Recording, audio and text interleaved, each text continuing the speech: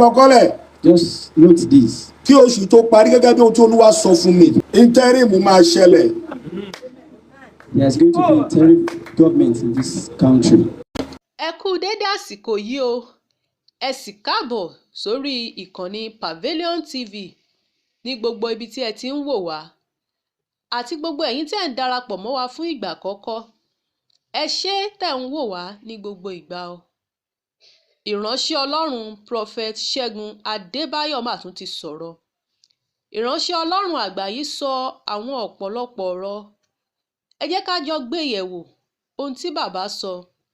À ń padà bọ̀. Ẹ lọ kọ́lẹ̀.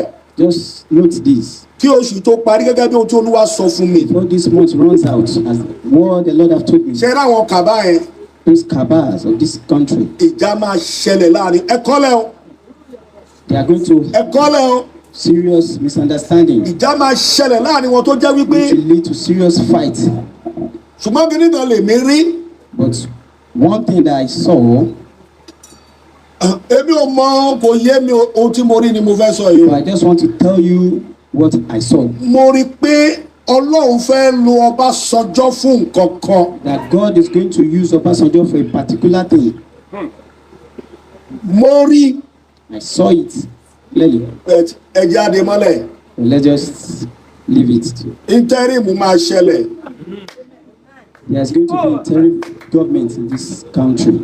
Ẹ̀kọ́ tí mo sọ sílẹ̀ o. Just note this. Ọlọ́run máa lo Ọbásanjọ́ fún nǹkan kan. The Lord is going to use Obasanjo for. Ẹ káàbọ̀ padà.